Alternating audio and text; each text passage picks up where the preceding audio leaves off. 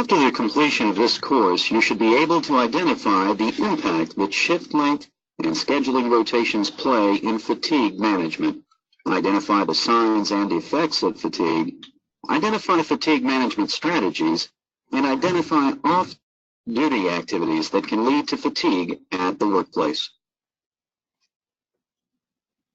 Have you ever fallen asleep while you were at work? If you answered yes, then you are among the 33% of shift workers who have done the same, according to a recent National Sleep Foundation, or NSF, study. Shift work is defined as any worker who begins their shift after 6 p.m. but before 6 a.m. When workers do not get enough sleep, fatigue can set in and cause a wide range of problems with both the worker and their job. Accidents can happen, and as in the case of pipeline controllers, they can be very costly and dangerous. You, as a pipeline control room employee, can take several steps to ensure that you are awake and alert on the job. This will lead to better work performance and ensure the safety of yourself and others around you. This course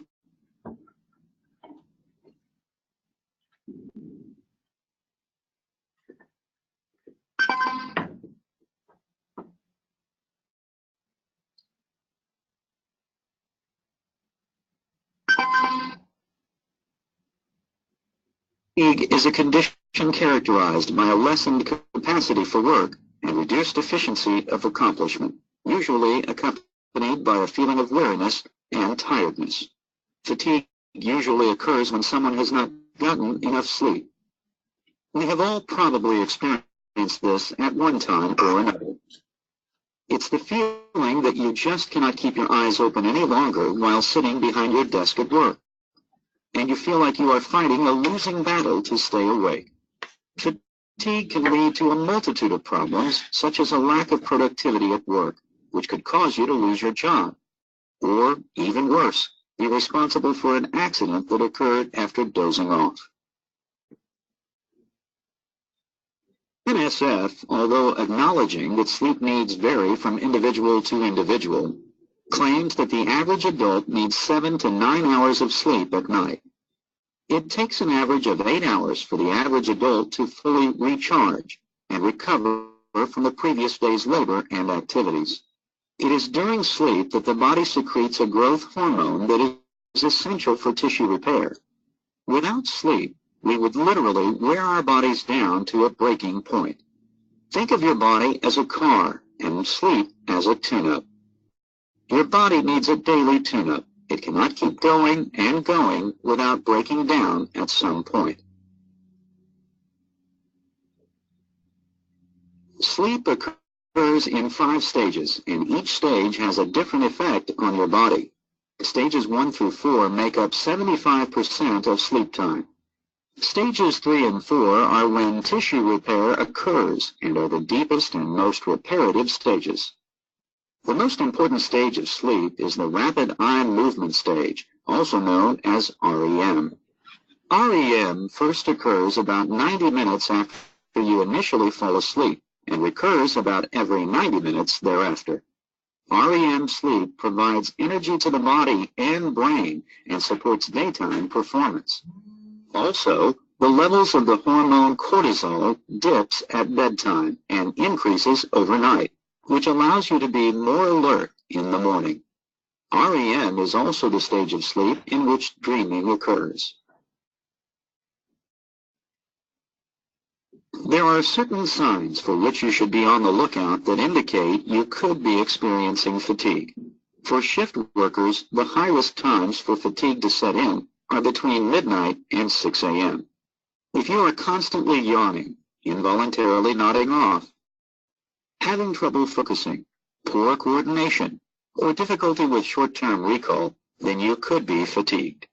Fatigue, which most often indicates a lack of sleep, is associated with an increased risk of diabetes, weight gain, and hypertension. Lack of sleep also causes impaired motor function and awareness, 2 key functions necessary for maintaining a safe work environment. One way to help ensure that fatigue is not an issue among controllers is to schedule work and shift lengths accordingly. Your work schedule should allow you enough time to get 8 hours of sleep in a 24-hour period. Shift lengths should not be so long that this cannot be accomplished with reasonable expectancy. In a study published by the University of Pennsylvania, subjects that were allowed to sleep only 4.5 hours a night for a week reported feeling sad, angry, fatigued, and mentally exhausted. Your employer is required to give you the opportunity to be able to sleep for 8 hours. However, it is up to you to take advantage of that time.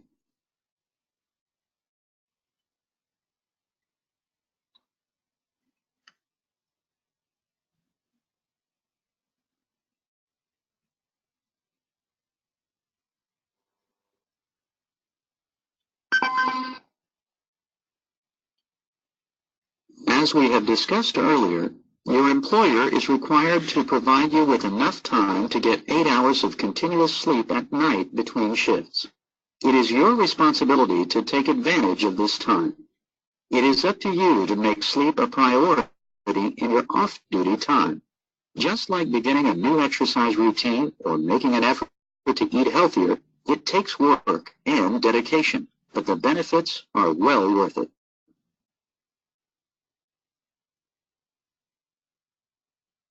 Eating a balanced diet will help you to stay alert on the job. This includes not skipping breakfast. It is also healthier to eat breakfast because it starts your metabolism and helps you convert food to energy more quickly. Sodas do not count as a balanced breakfast. You need calories from food sources such as cereals, fruits, and vegetables, and proteins like peanut butter or eggs. Make sure that you continue to eat throughout the day. If you start feeling that 2:30 feeling, then you should eat something. Chances are your body is running low on fuel. Think back to the example of your body being like a car. You would not put just whatever you can into your car's gas tank. Your body is the same way. Nearly everyone drinks some sort of caffeinated drink once during the day. According to a 2001 poll, 43% of Americans said they were very likely to use caffeinated beverages to combat daytime sleepiness. Americans get their caffeine from soda, coffee, or any one of the many energy drinks that are on the market. Caffeine can help wake you up and stay alert if used in moderation. However, even moderate caffeine intake, which is defined as 3 cups of coffee a day, can cause insomnia and reduce fine motor coordination. It can also make you more irritable, cause anxiety and sleep disturbance, and be accompanied by a caffeine crash. This can result in making you more tired than you were before consuming the caffeine.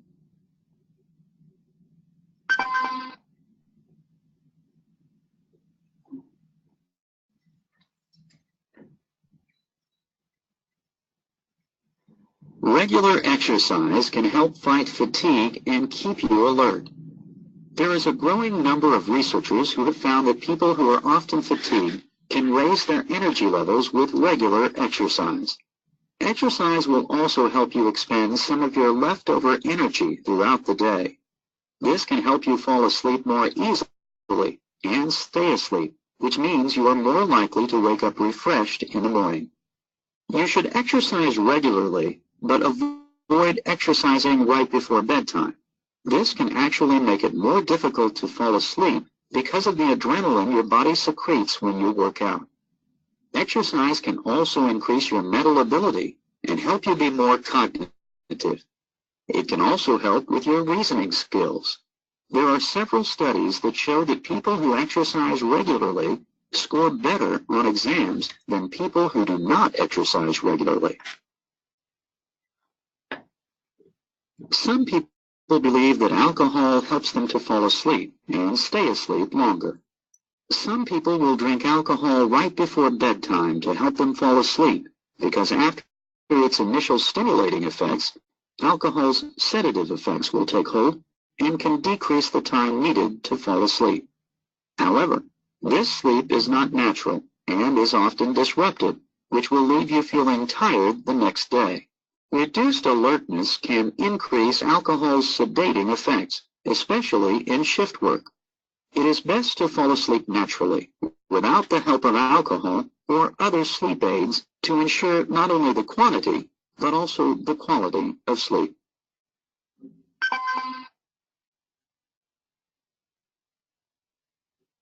Fatigue is a condition that we have all probably experienced at some point. The good news is that fatigue is preventable. With the right amount of quality sleep, diet, and exercise, you will be better rested to stay awake and alert during the day.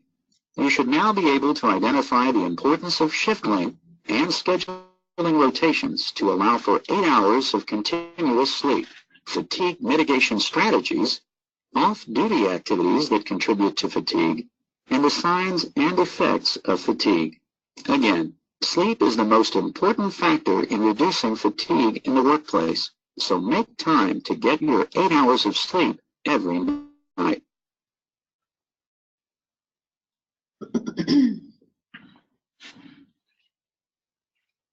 Okay, so that completes our presentation today. Are there any comments, questions, or just information share on this topic?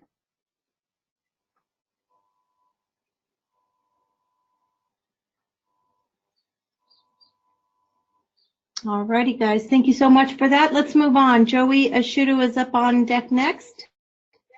And Joey, I will go ahead and pull up your presentation here.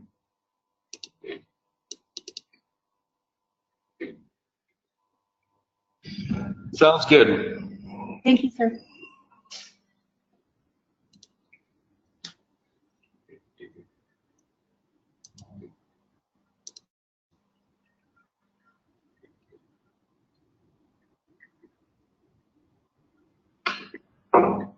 Okay.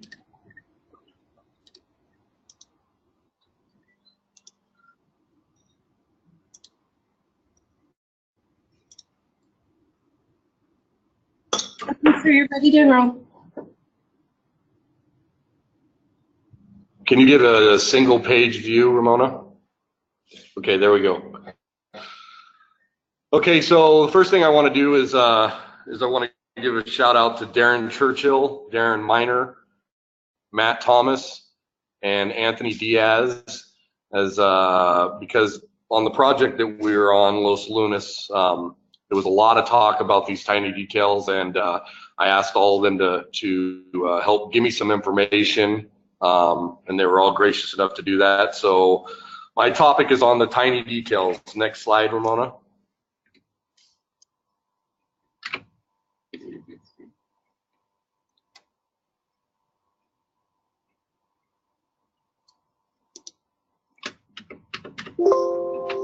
What I wanted to talk about today was what I like to refer to as the tiny details. I think these tiny details, back because I don't remember what I wrote there, Ramona. Back one slide. I think these tiny details are quite often overlooked. These details I'm going to be talking about are every bit as important as that actual testing that we do. Next slide. Advancing your knowledge starts with taking notes. Note taking is very important. I think that all of us could do a better job at that. Next slide.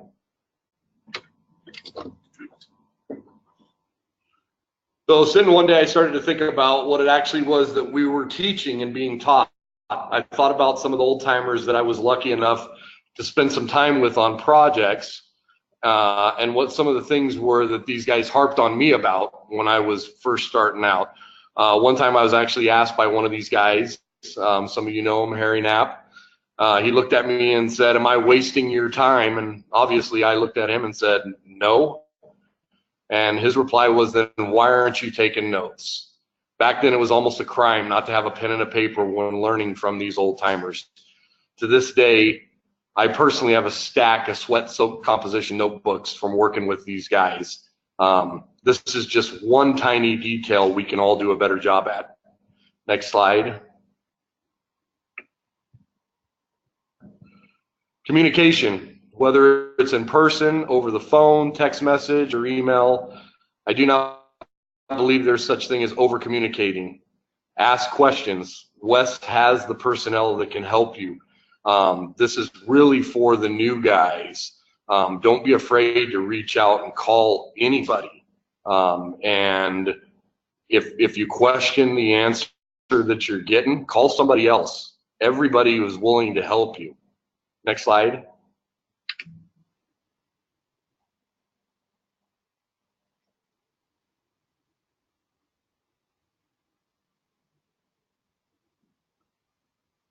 Storytelling. One of the greatest ways to learn is storytelling.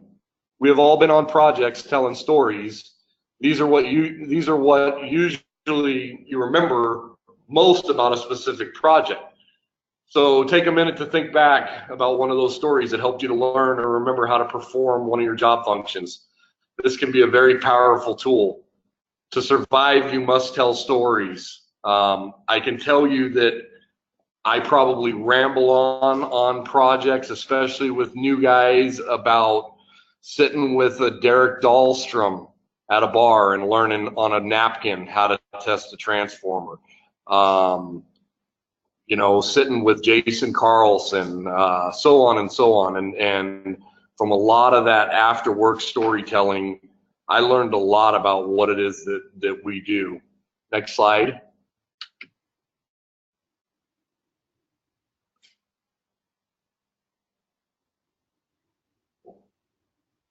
The tiny details to me are the things you do when testing that are not typically discussed as much as, let's say, the steps you take when testing, or the reasoning behind why the tests are important, or how the equipment works, etc. Next slide.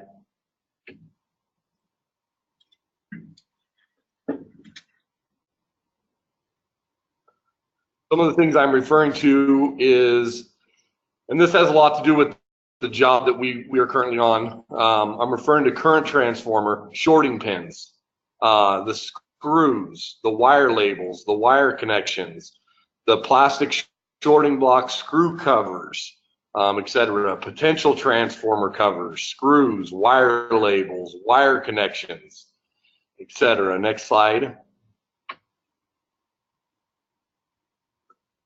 So PT-CT screws. These screws are specifically used in Schneider equipment. Not only is it extremely important that we use great care when removing them, it is almost impossible to find these two types to replace the ones you may have lost. So per manufacturer, you're going to have specific screws, and you're not just going to run down to Lowe's or Home Depot or Ace and find a replacement. Next slide.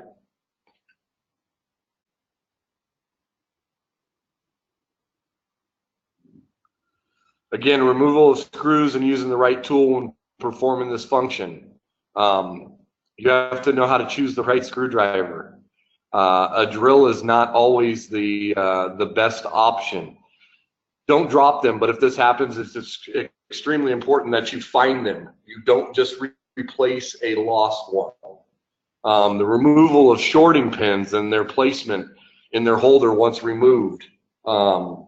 The plastic covers are cardstock with tiny screws that are used for labeling to cover the shorting block screws. Those screws are very small, and sometimes we have to remove that to get at those connections. Wire labels and the importance of verifying that they clearly state where they start and end. This is something that I realize that some guys don't know is part of their job. You need to verify that that wire is the correct one and that the labels on it are actually correct. Next slide. Screw starter. This tool can be very helpful when working on CTs, PTs, relays, and meters. My experience, guys don't want to lend their screw starters because they're usually lending it to somebody that doesn't own one and doesn't know how to use it, and they ruin it. They are like $10. Don't be cheap. Go buy yourself one. Buy yourself a couple of them. Next slide.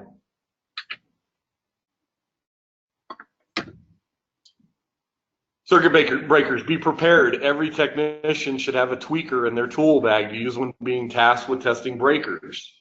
I don't know how many guys I've seen that don't have a tweaker.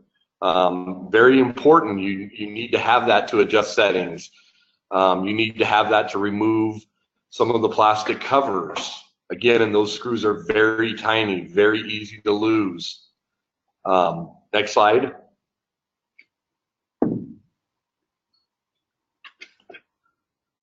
Circuit breaker push to trip buttons and the required manual operation. So I threw this in there because I don't know if it's talked about a lot with guys, but reviewing data, I see that there's one operation on a breaker, which means that you either manually operated it or you electrically operated it, but you didn't do both, which is required. So that's what one of those buttons looks like on that type of breaker, but there's many different types. And that is a required test. Next slide.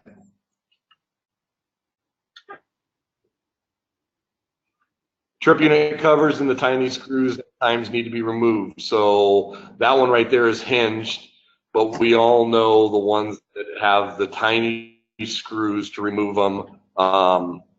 Again, we're talking here about being careful, not losing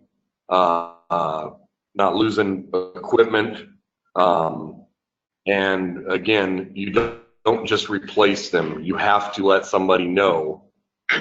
Next slide.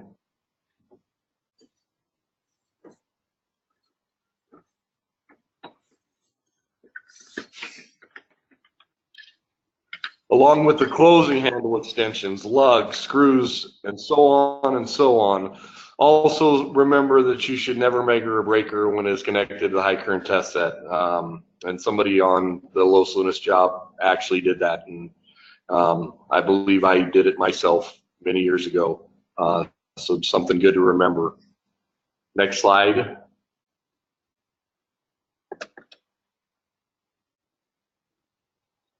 Cable testing. When you look at these photos, you would never guess we were talking about cable testing, but these items could be the difference between a smooth day and a difficult one. So you have water, a canopy, danger tape, rope. Next slide.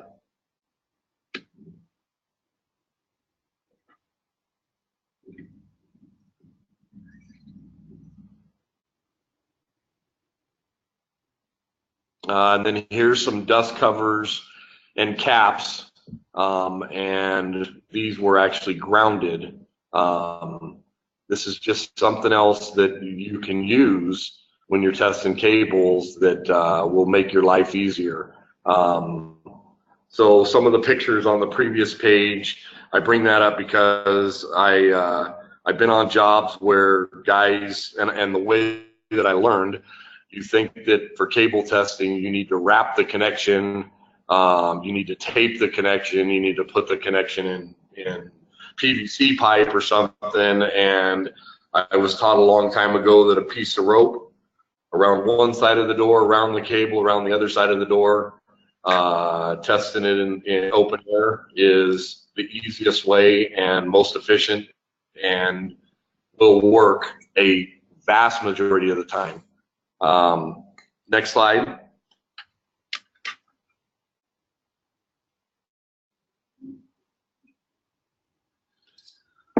So when setting up the danger tape, think about what it is that you are trying to accomplish. It is understandable that you would try to do this in a way that does not prevent other trades from performing their work. But when you take a closer look at this task, what you are actually trying to do is prevent other trades from getting hurt. To do this effectively, this area needs to be large enough that no one can come in contact with the cables under test. Again, don't be afraid to take the space. So this is a topic that I bring up because I've walked up and stood right at the danger tape and put my arm out and could touch the cable under test. That means that you are being too generous to others on site. And what you need to be is you need to be a little bit more of an asshole and take more space. Next slide.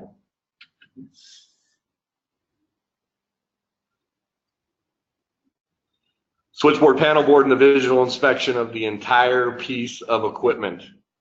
So we get stuck on the testing, and guys fill out the data sheet, and they just go through the visual mechanical and X and A and X and A and NA, and I don't know that we pay as much attention to what we actually are supposed to be doing. So next slide.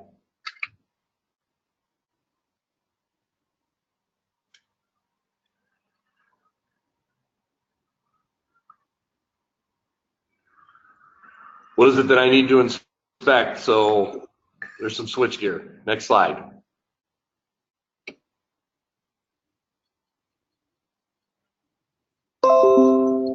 Did you know that you need to verify conduits are either plugged, filled, or capped? This is where rodents prefer to enter the warm switchgear.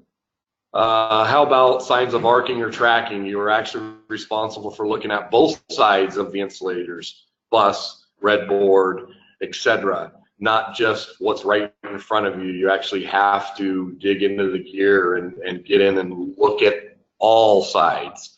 Loose hardware lying in the bottom of the equipment.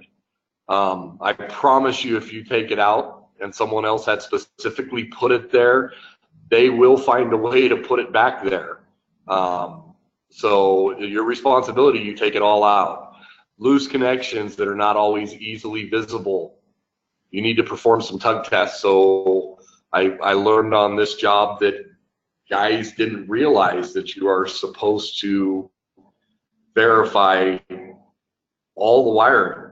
And you do that with a simple tug test, or like Tim says, run your finger down and you will notice if one is loose. Next slide.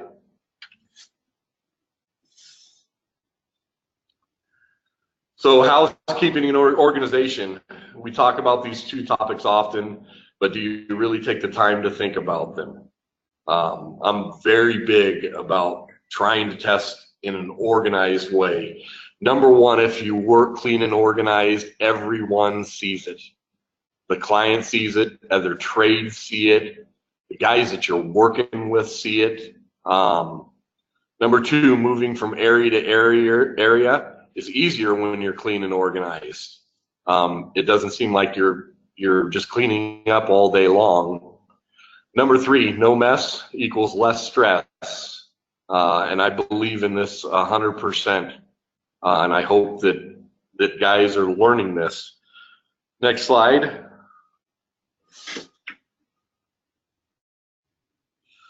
So finally, by no means did I even come close to touching on all the tiny details, but I think you understand what it is I'm trying to say. Focus on more than just the testing. Look at what it is you're going to be doing and what leads up to it, as well as what happens when you have completed the task. These tiny details are extremely important. Next slide.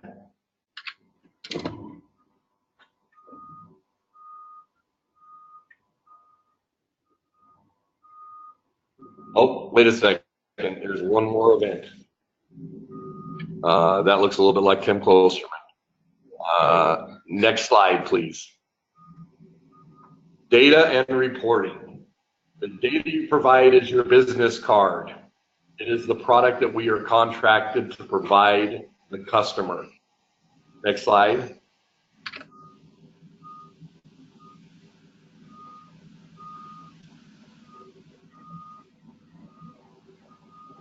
So if you test all day and are extremely proud of the work you performed, or excited about the new things that you learned, or that finally clicked for you, but, next slide,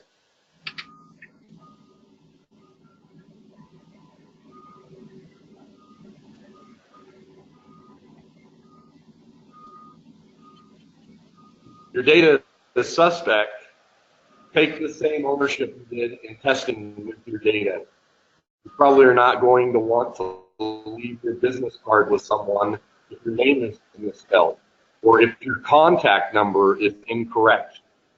Next slide. So ask questions, take notes, tell stories, focus on the tiny details. Take pride in your data and the reporting that you're doing. Again, that's your business card. Next slide. So what made me think about doing something like this is there's always conversation about how do you test something, or how does that piece of equipment work, or what is the theory behind what it is that you're doing. But I believe that there's a lack in, hey, you have to remove this connection or this cover. Hey, do you have the right tool to do that? I think that a lot of times we just assume that guys have the same tools that we have, and that's not always the case. And so I thought this was a really important topic, and obviously because of the majority of my experience when it comes to data and reporting, I couldn't end it without talking about that. Do the testing, review your data, then PDF your data, and then send your data to the project lead.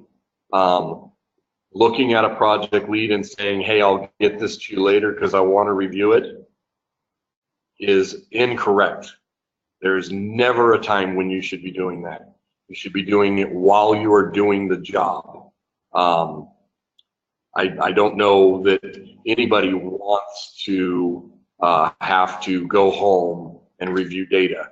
And so do it while you're on the job. Take a few extra minutes to verify that what you're doing is correct and you're getting the correct results and you're not missing data in cells. Learn to use copy paste special instead of copy. Learn that if your borders are off, that data sheet will come back to you. Again, take a little more time. That piece of data, again, is your business card. And that's all I got. You got any questions for me?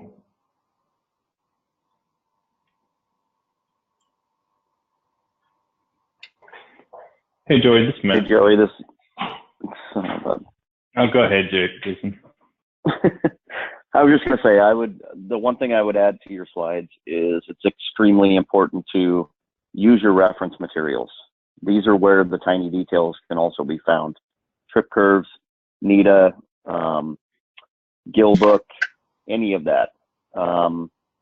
The easy button is to call and ask questions. The right way to do it is do some of your own research. We all get that timelines can affect this, so you may have to call someone right away to get an answer. But we have a lot of amazing resources, including this thing called the internet that didn't exist when Matt started testing. And so there's a ton of information out there that's easily acquired. And it's something that we need to be referring to nonstop. Go ahead, Matt. I'm not sure I like that attitude, first of all. A lot of good information, Joey. Things that we need to talk about, and Jason, you're spot on. What this kind of boils down to is a couple different things. One is we have to have an attention to detail while we're out in the field.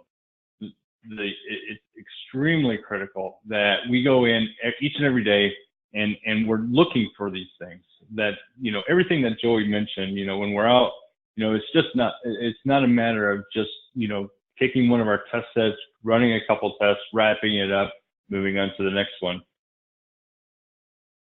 One of the things that I continually ask when I'm out in the field is, where's your NETA manual? Ask yourselves, did I have my NETA manual open yesterday? If the answer is no, you're not doing it correctly.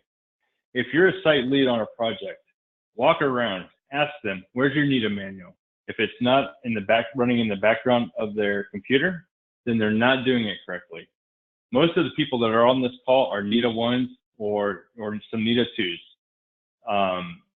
Even NETA 3s. We all have to have that refresher. you should be looking through that NETA manual and looking what is all the requirements for visual mechanical inspection and going down through those. Our data sheets do a pretty good job of going down and listing all the required tests and stuff like that.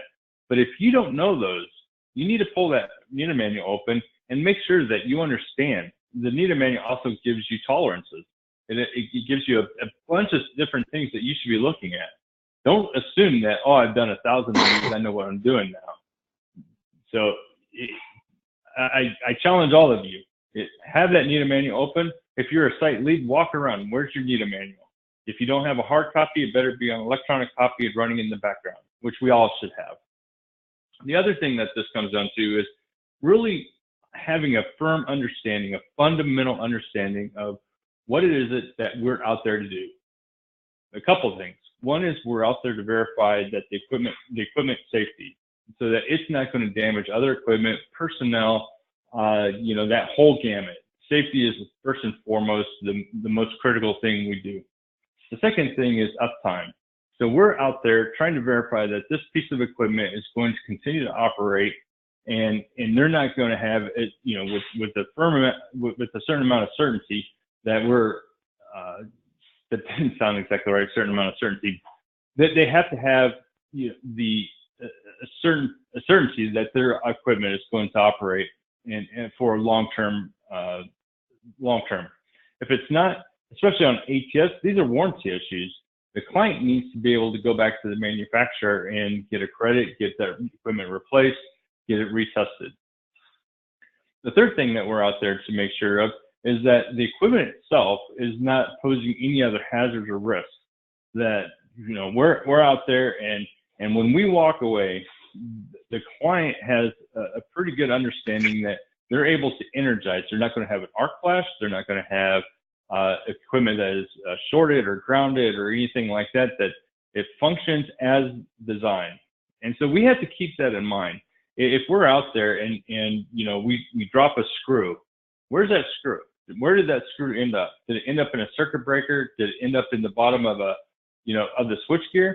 And many people think, well, it's in the bottom of the switchgear, big deal. What if it went down a conduit and now it's going to vibrate and rub, and it's going to rub that cable and to a point where all of a sudden we have a partial discharge or an arc flash because of damage that's being created.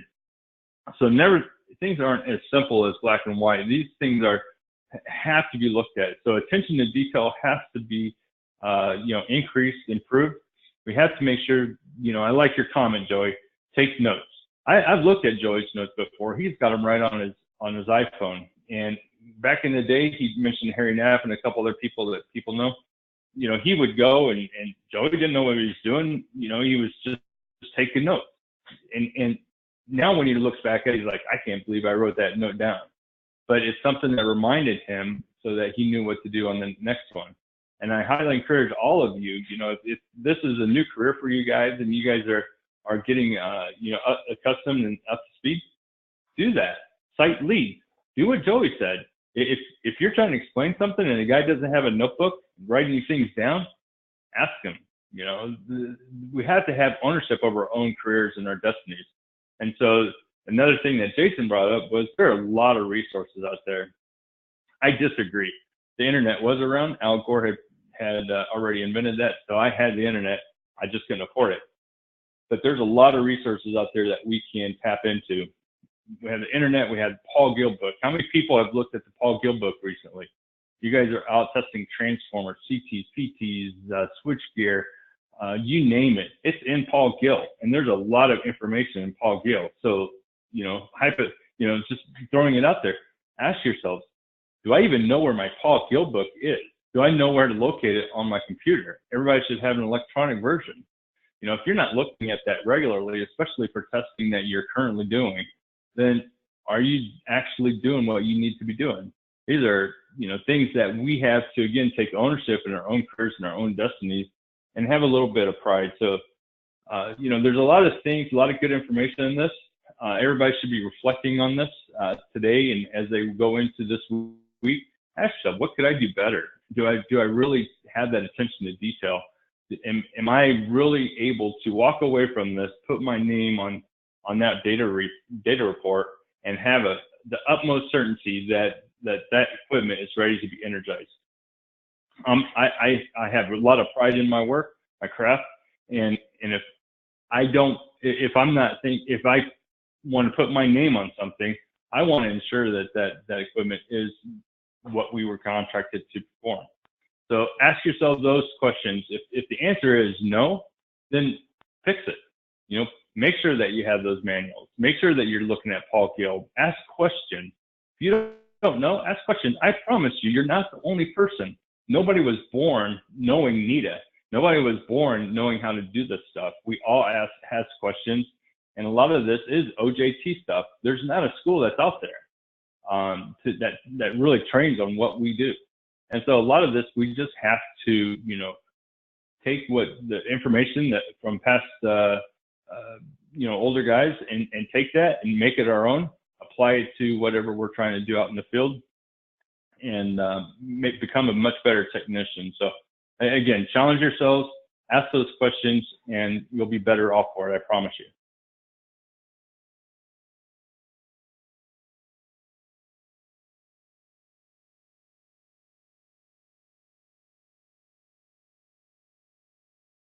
This is Tim.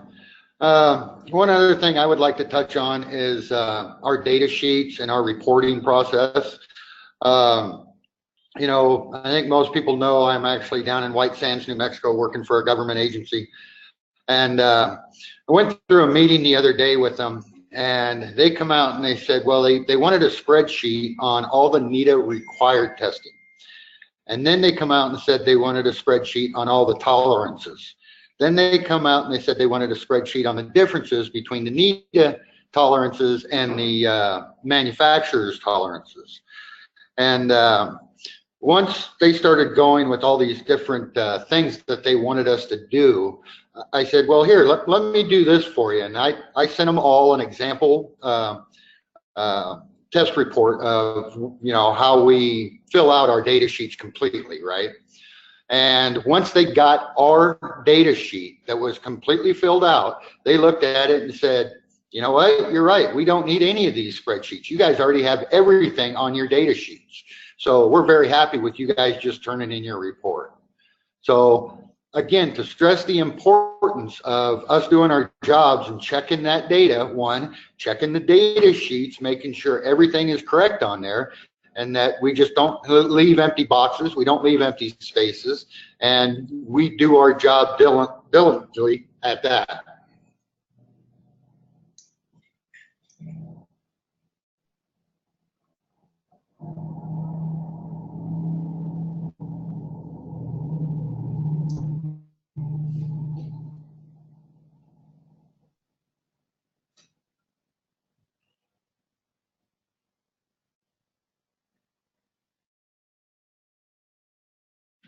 Okay, just pushing out one more option for you all to share some information or make comments on our discussion today.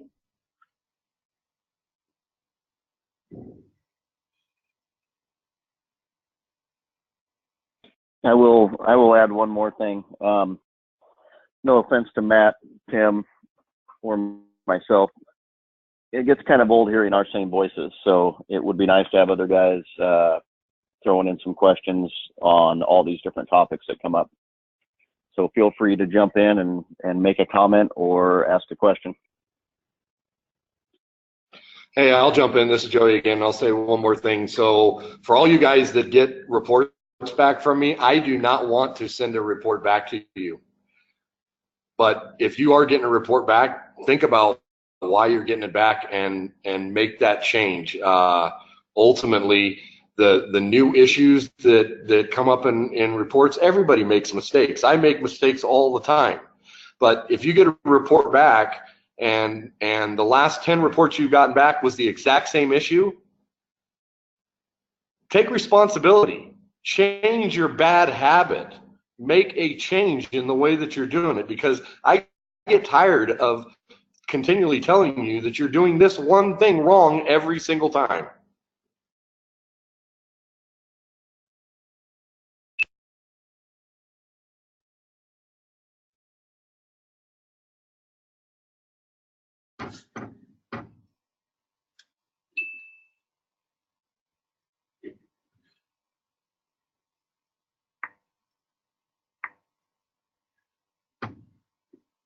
Okay, guys, so we're going to wrap it up right there. It's 8:50. I think everyone understands loud and clear. Data sheets, it's very important that's the last step. And if you aren't clear about the process, it's on you to ask the questions to make sure that you aren't doing something that is not necessary, inefficient, or not promoting a fast turn to get that information back to your lead. Alrighty, so we're going to go ahead at this point and go to roll call. I'm going to ask my shop in Phoenix, Ryan Herbst, and my shop in Sumner, Joe Selden, if you could. Toby, before we go into roll call, I'd just like to introduce our new hire, if I could. We're excited in Salt Lake. We've got another technician we added to the mix. His name is Casey Cook. He comes to us with 30 years in the electrical industry, from apprentice electrician all the way up to master electrician. This is his first time in testing, but we think we're going to be able to get him up to speed very quickly, and he'll be a good asset for us here in Intermountain. So as you guys cycle through jobs out here, or we cycle through your jobs, you'll be meeting him. So come up, introduce yourself, and say hi. Again, his name is Casey Cook, and we're excited to have him.